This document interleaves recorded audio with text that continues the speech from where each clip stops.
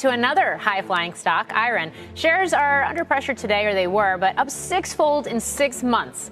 The company owns and operates huge data centers that are run on renewable energy. This is a huge growth area amid the quest for more AI compute capacity. IREN is also a miner of Bitcoin and other things that involve heavy-duty compute power. So joining us now, right here on set, is Dan Roberts, IREN co-CEO and co-founder. It's great to have you back on set. Great to be here. So let's start with that, because this has been the big talking point. We've had a big week with lots of news and lots of AI deals announced. Where do you play in the space? How quickly is it growing? Super quickly. We can't meet the demand fast enough. And at the heart of it is these AI factories that are delivering compute to hyperscalers, AI labs, inference, training, enterprise. Yeah. So does this put you in competition with the CRWs and Oracles of the world, or should we think about it differently?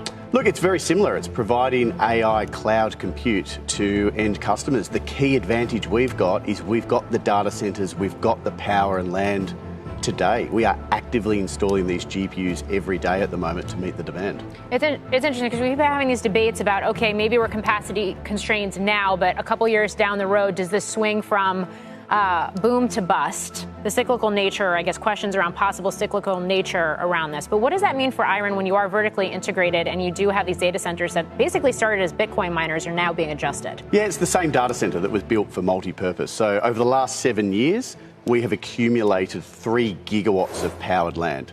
Today, we've contracted for 23,000 GPUs that will deliver around 500 million in annualized revenue. That's less than 2% of our overall footprint. So big numbers. But as we discussed last time I was on the program, it's still a drop in the ocean compared to what is required over the coming years. One of the US investment banks forecasting a shortfall over the next 3 years of 44 gigawatts. McKinsey is forecasting an additional 100 gigawatts of data center capacity by 2030. They're big numbers.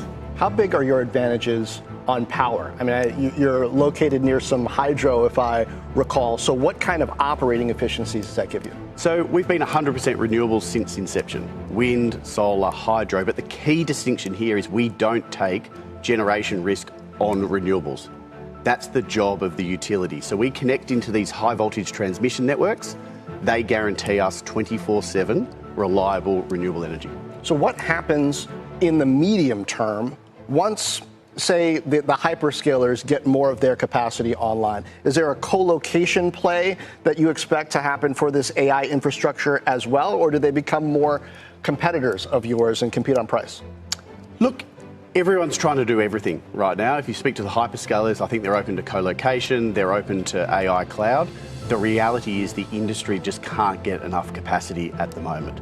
So we did look at co-location, but as now we are focused on AI cloud. We are moving up in the value chain, capturing more of the economics by providing that compute and building relationships directly with end customers like AWS. So are you all in then on AI right now, or are you still involved in Bitcoin mining and other types of heavy compute? Look, Bitcoin was great. It bootstrapped the business. Today it's delivering about $1 billion of annualized revenue. So it's certainly not worth scoffing at, but the future is AI. As I mentioned, less than 2% of our power is capable of generating $500 million of annualized revenue. The outlook for growth in AI and servicing this market is super exciting.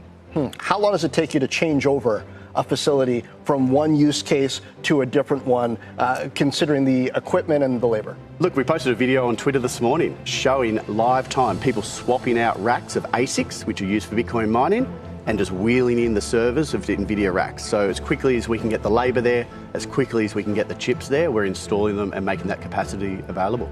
So in terms of future sites, places that you're building, what should we be watching? Well, look, as I said, we've got 3 gigawatts secured today, but we've also got a multi-gigawatt pipeline that we've also spent a large part of the 7 years building. So, look, the near-term growth is there, but also longer term, we're pretty excited. He's got a knife.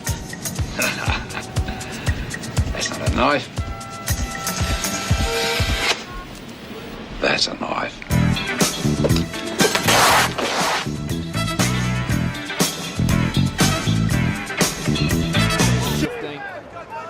Still plenty of space down the left-hand edge, and they've made a lot of ground already in this game. Good height, crouch. Just taking play off that centre spot, which of course is a concentrated area in an AFL match. Keep high.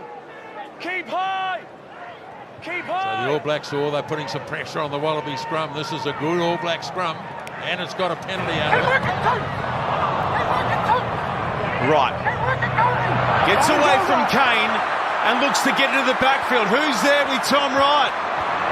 Frost now helps secure possession. New Zealand look for the turnover. Australia get the penalty. One away.